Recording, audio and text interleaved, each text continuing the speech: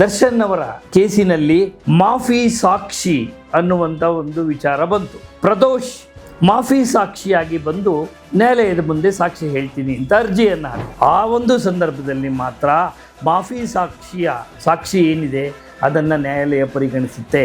ಅದೊಂದನ್ನೇ ಪರಿಗಣಿಸಿ ಯಾವುದೇ ತೀರ್ಮಾನಕ್ಕೆ ಬರೋದಿಲ್ಲ.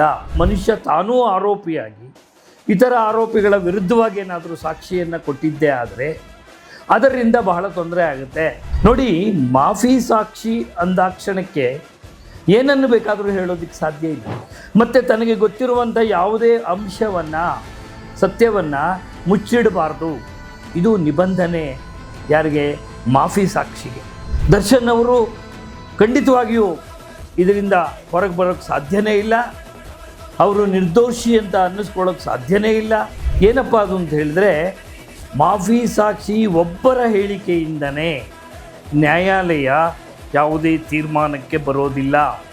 ಆತನಿಗೆ ಆಗುವಂಥ ಶಿಕ್ಷೆ ಏನಿತ್ತು ಬೇರೆಯವ್ರ ಜೊತೆ, ಅದರಲ್ಲಿ ಶಿಕ್ಷೆಯ ಪ್ರಮಾಣ ಸ್ವಲ್ಪ ಮಟ್ಟಿಗೆ ಕಡಿಮೆ ಆಗ್ಬೋದು, ಅಥವಾ ಆತನ ಬಿಡುಗಡೆಯೂ ಆಗುತ್ತೆ.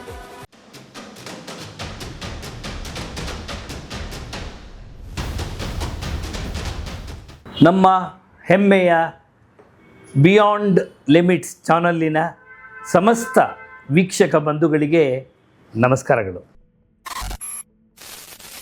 ನಾನು ವಿ ಮಂಜುನಾಥ್. ಈ ದಿವಸ ಈಗಾಗಲೇ ತಾವೆಲ್ಲ ಕೇಳಿರಬಹುದಾದಂಥ ಒಂದು ವಿಚಾರವನ್ನು ಮುಂದಿಟ್ಟುಕೊಂಡು ನಾನು ಮಾತನಾಡೋದಕ್ಕೆ ತಮ್ಮ ಮುಂದೆ ಬಂದಿದ್ದೀನಿ.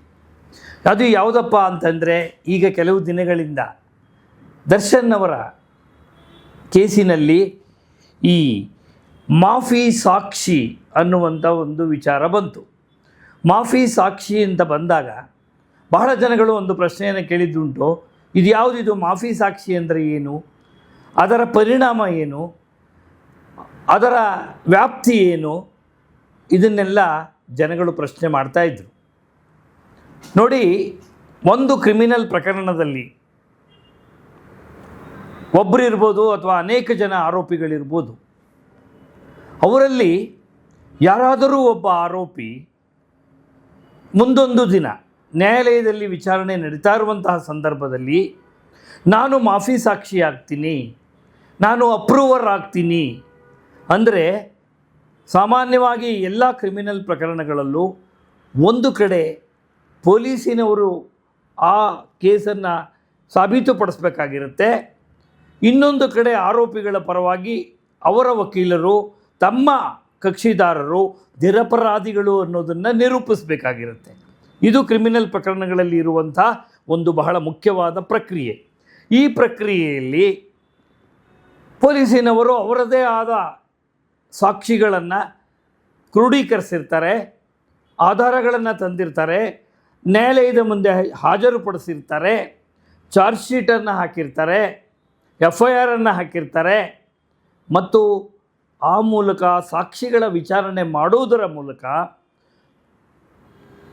ಅವರು ತಮ್ಮ ಏನು ಕೇಸ್ ಏನಿದೆ ಅದನ್ನು ಸಾಬೀತುಪಡಿಸುವ ಪ್ರಯತ್ನವನ್ನು ಪೊಲೀಸಿನವರು ಅವರ ಜವಾಬ್ದಾರಿಯನ್ನು ಅವರು ಮಾಡ್ತಾರೆ. ಇನ್ನು ಆರೋಪಿಗಳ ಪರವಾಗಿ ಇಲ್ಲ, ಈ ಪ್ರಕರಣ ನಡೆದೇ ಇಲ್ಲ, ಅಥವಾ ಈ ಪ್ರಕರಣದಲ್ಲಿ ನಮ್ಮ ಕಕ್ಷಿದಾರರು ಭಾಗವಹಿಸಿಲ್ಲ, ಅದರಲ್ಲಿ ಯಾವುದೇ ರೀತಿಯಲ್ಲಿ ಕಾರಣರಲ್ಲ, ಅವರು ನಿರಪರಾಧಿಗಳು ಅನ್ನುವಂಥದ್ದನ್ನು ಸಾಬೀತುಪಡಿಸಬೇಕಾಗುತ್ತೆ ಆರೋಪಿಗಳ ಪರ ವಕೀಲರು. ಈ ಎರಡುಗಳ ನಡುವೆ ನಡೆಯುವಂತಹ ಜಂಜಾಟವೇ, ಒಂದು ಘರ್ಷಣೆಯೇ ನ್ಯಾಯಾಲಯದಲ್ಲಿ ಒಂದು ಕ್ರಿಮಿನಲ್ ಮೊಕದ್ದಮೆ ಇತ್ಯರ್ಥವಾಗುವಂತಹ ರೀತಿ. ಈ ಸಾಕ್ಷಿಗಳು ಅಂತ ಬಂದಾಗ ಸಾಮಾನ್ಯವಾಗಿ ಪೊಲೀಸಿನವರು ಆ ಪ್ರಕರಣದಲ್ಲಿ ಯಾರು ಘಟನೆಯನ್ನು ನೋಡಿರ್ತಾರೋ, ಘಟನೆಯ ಬಗ್ಗೆ ವಿಷಯ ತಿಳ್ಕೊಂಡಿರ್ತಾರೋ, ಅಥವಾ ಘಟನೆಯ ಬಗ್ಗೆ ಹೆಚ್ಚಿನ ಅನುಭವ ಇರುತ್ತೋ ಅಂಥವರು ನಮಗೆ ಈ ಪ್ರಕರಣದಲ್ಲಿ ಒಂದಷ್ಟು ವಿಚಾರ ಗೊತ್ತು, ನಾವು ನೋಡಿದ್ದೀವಿ, ನಾವು ಕೇಳಿದ್ದೀವಿ ಅನ್ನುವಂತಹ ಮಾತನ್ನು ಇಟ್ಕೊಂಡು ನ್ಯಾಯಾಲಯದ ಮುಂದೆ ಬಂದು ಪೊಲೀಸಿನವರ ಪರವಾಗಿ ಸಾಕ್ಷಿಯನ್ನು ಹೇಳ್ತಾರೆ. ಇಂಥವರನ್ನು ನಾವು ಇಂಡಿಪೆಂಡೆಂಟ್ ವಿಟ್ನೆಸ್, ಸ್ವತಂತ್ರ ಸಾಕ್ಷಿಗಳು ಅಂತ ಹೇಳ್ತೀವಿ. ಅವರಿಗೆ ಕೇಸಿನಲ್ಲಿ ಯಾವುದೇ ಆಸಕ್ತಿ ಇರೋದಿಲ್ಲ. ಅವರು ಕೇವಲ ನ್ಯಾಯಾಲಯಕ್ಕೆ ಬಂದು ತಮಗೆ ತಿಳಿದಿದ್ದನ್ನು ಆ ಪ್ರಕರಣದಲ್ಲಿ ಹೇಳುವಂಥದ್ದನ್ನು ನಾವು ಅಂಥವ್ರನ್ನ ಇಂಡಿಪೆಂಡೆಂಟ್ ವಿಟ್ನೆಸ್, ಸ್ವತಂತ್ರ ಸಾಕ್ಷಿಗಳು ಅಂತ ಹೇಳ್ತೀವಿ. ಈ ಅಪ್ರೂವರ್ ಅಂದರೆ ಯಾರಪ್ಪ? ಈ ಥರದ್ದೊಂದು ಅವಕಾಶ ಇದೆಯಾ ಕಾನೂನಲ್ಲಿ ಅಂದರೆ ಇದೆ. ಅಪ್ರೂವರ್ ಯಾರು ಅಂದರೆ ಈಗಾಗಲೇ ಇರುವಂಥ ಕೆಲವು ಆರೋಪಿಗಳಲ್ಲಿ ಯಾರಾದರೂ ಒಬ್ಬ ಆರೋಪಿ ತನ್ನ ಮನಸ್ಸನ್ನು ಬದಲಾಯಿಸಿ, ಆತನು ಕೂಡ ಆರೋಪಿಯಾಗಿರ್ತಾರೆ, ಆತನ ಮೇಲೆ ಕೂಡ ಪ್ರಕರಣ ದಾಖಲಾಗಿರುತ್ತೆ, ಆತನ ಮೇಲೆ ಕೂಡ ಚಾರ್ಜ್ ಶೀಟ್ ಆಗಿರುತ್ತೆ, ಪೊಲೀಸಿನವರು ಆತನನ್ನೂ ಸಹ ಅಪರಾಧಿ ಅಂತ ನ್ಯಾಯಾಲಯದ ಗಮನಕ್ಕೆ ತಂದಿರ್ತಾರೆ.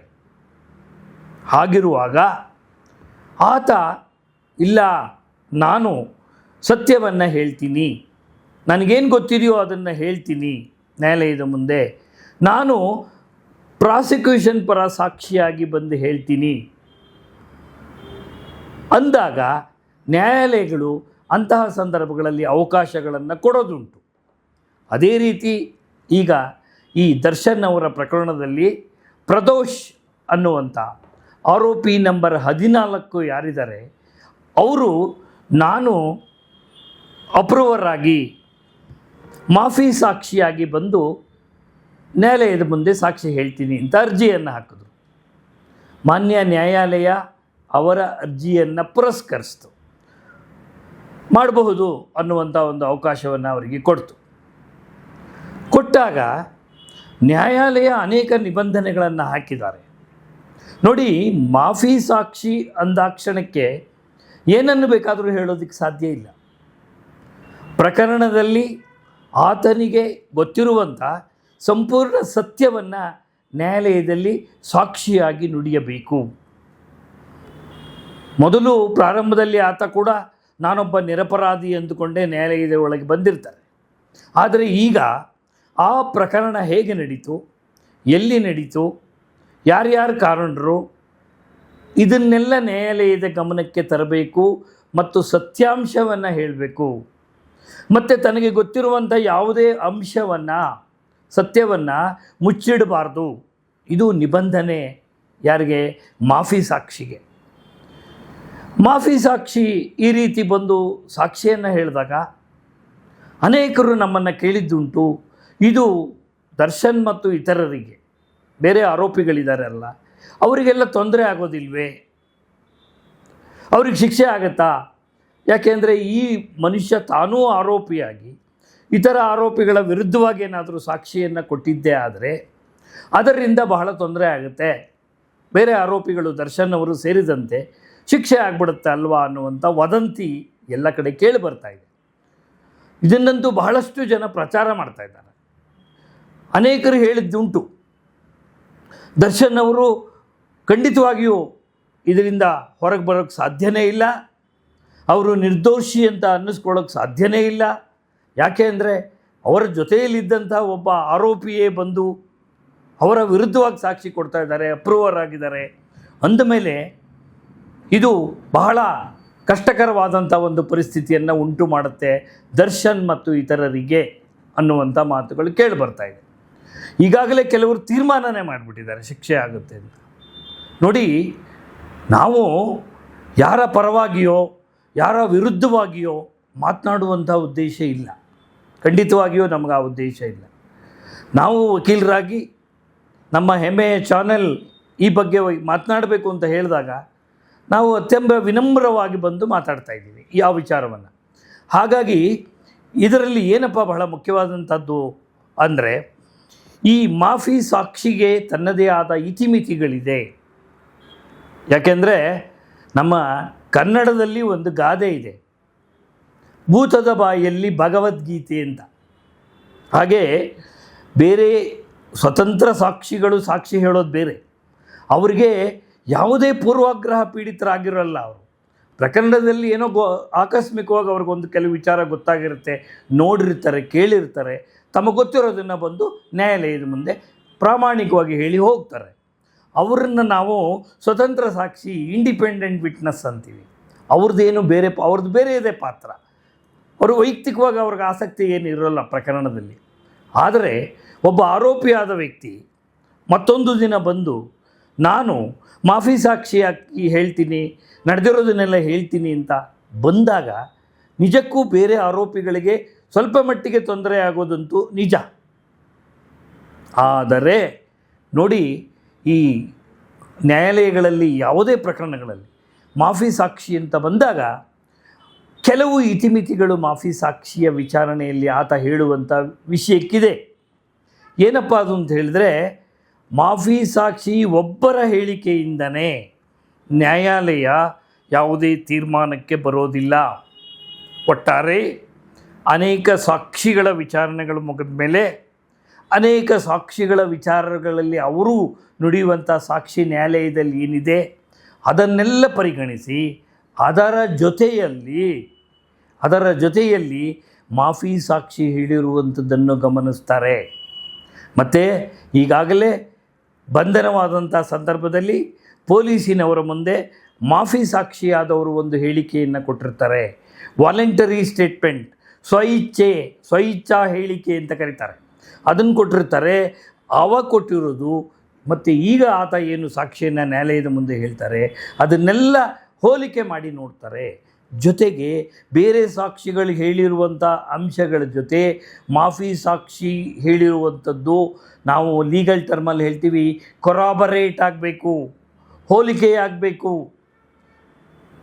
ಆ ಒಂದು ಸಂದರ್ಭದಲ್ಲಿ ಮಾತ್ರ ಮಾಫಿ ಸಾಕ್ಷಿ ಏನಿದೆ ಅದನ್ನು ನ್ಯಾಯಾಲಯ ಪರಿಗಣಿಸುತ್ತೆ.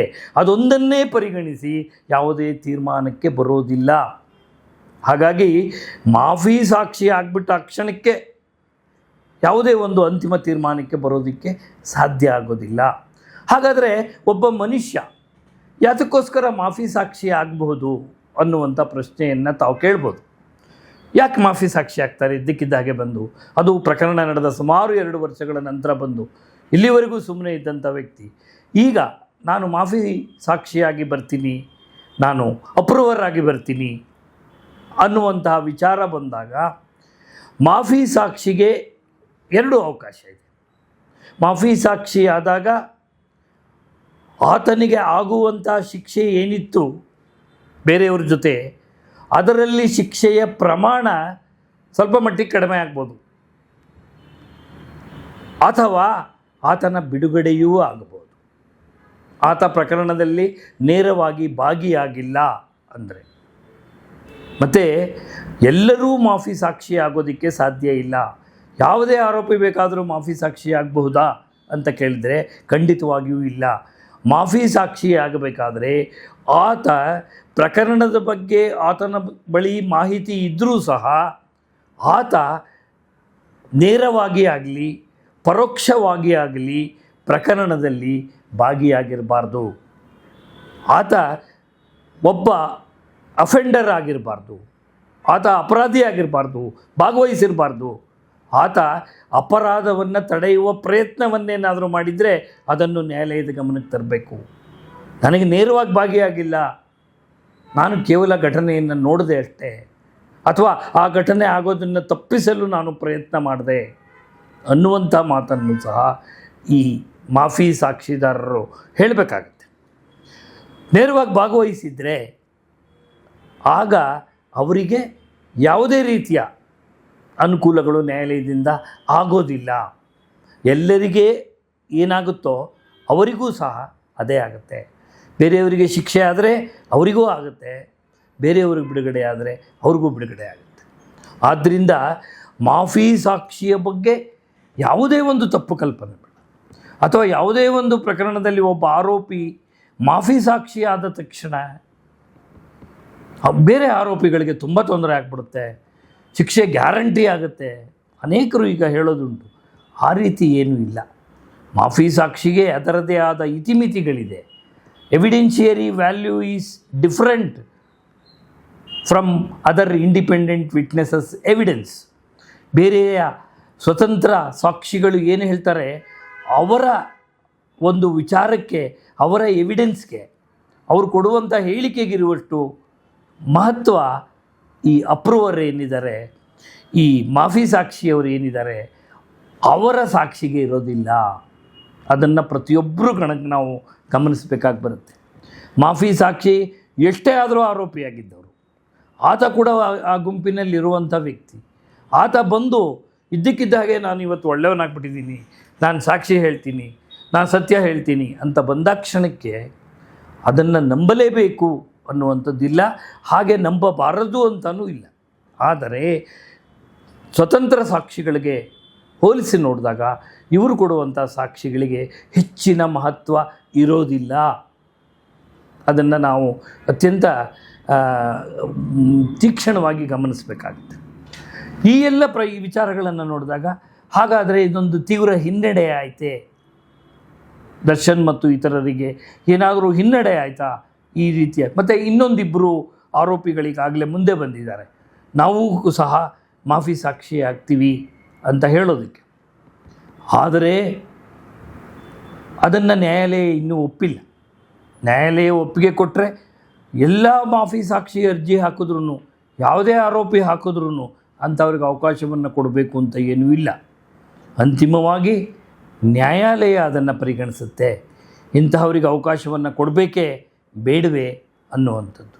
ಯಾಕೆಂದರೆ ಈಗಾಗಲೇ ಚಾರ್ಜ್ ಶೀಟ್ ಇರುತ್ತೆ, ಮತ್ತು ಈಗಾಗಲೇ ಅನೇಕ ಸಾಕ್ಷಿಗಳ ವಿಚಾರಣೆ ಆಗಿದೆ. ಅವರೆಲ್ಲ ಏನು ಹೇಳಿದ್ದಾರೆ, ಈತ ಏನನ್ನು ಹೇಳಲಿಕ್ಕೆ ಹೊರಟಿದ್ದಾರೆ.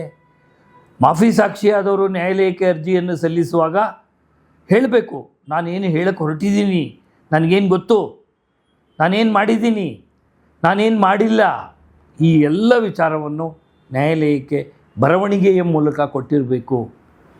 ಅದನ್ನೆಲ್ಲ ಪರಿಗಣಿಸಿ ನ್ಯಾಯಾಲಯ ಯಾರೋ ಒಬ್ಬರನ್ನು ಇವರು ಮಾಫಿ ಸಾಕ್ಷಿ ಆಗಬಹುದೇ ಅಥವಾ ಆಗಬಾರದೇ ಅನ್ನೋದನ್ನು ತೀರ್ಮಾನ ಮಾಡಿರುತ್ತೆ. ಆದ್ದರಿಂದ ಮಾಫಿ ಸಾಕ್ಷಿಯ ಬಗ್ಗೆ ತಪ್ಪು ಕಲ್ಪನೆ ಬೇಡ. ಇನ್ನೂ ಪ್ರಕರಣಗಳಲ್ಲಿ ಬೇಕಾದಷ್ಟು ಜನ ಸಾಕ್ಷಿದಾರರು ಬರೋರಿದ್ದಾರೆ. ಅವರೆಲ್ಲರ ಸಾಕ್ಷಿಗಳನ್ನು ಕ್ರೋಢೀಕರಿಸಿ ಏನು ಸ್ವತಂತ್ರ ಸಾಕ್ಷಿಗಳು ಇಂಡಿಪೆಂಡೆಂಟ್ ವಿಟ್ನೆಸ್ ಬರ್ತಾರೆ, ಅವರು ಏನು ಹೇಳ್ತಾರೆ ಅದು ಅತ್ಯಂತ ಮಹತ್ವದ ಪಾತ್ರ ವಹಿಸುತ್ತೆ. ಅದಾದ ಮೇಲೆ ಈ ಮಾಫಿ ಸಾಕ್ಷಿಯ ವಿಚಾರಣೆಯನ್ನೂ ಸಹ ಪರಿಗಣಿಸಿ ನ್ಯಾಯಾಲಯ ಮುಂದಿನ ದಿನಗಳಲ್ಲಿ ತೀರ್ಪನ್ನು ನೀಡುತ್ತೆ. ಹಾಗಾಗಿ ಈ ಮಾಫಿ ಸಾಕ್ಷಿ ಅನ್ನೋದರ ಬಗ್ಗೆ ಏನು ಕಲ್ಪನೆ ಇದೆ ನಮಗೆ, ಅದರ ಬಗ್ಗೆ ಒಂದಷ್ಟು ವಿಶ್ಲೇಷಣೆಯನ್ನು ನೀಡುವ ಉದ್ದೇಶದಿಂದ ಇವತ್ತು ಈ ಒಂದು ಎಪಿಸೋಡನ್ನು ತಮ್ಮ ಮುಂದೆ ತಂದಿದ್ದೀವಿ. ಇಷ್ಟೊತ್ತಿನ ತನಕ ತಾವು ಕೇಳಿಸಿಕೊಂಡಿದ್ದಕ್ಕೆ ತಮಗೆ ಹೃತ್ಪೂರ್ವಕ ಧನ್ಯವಾದಗಳು.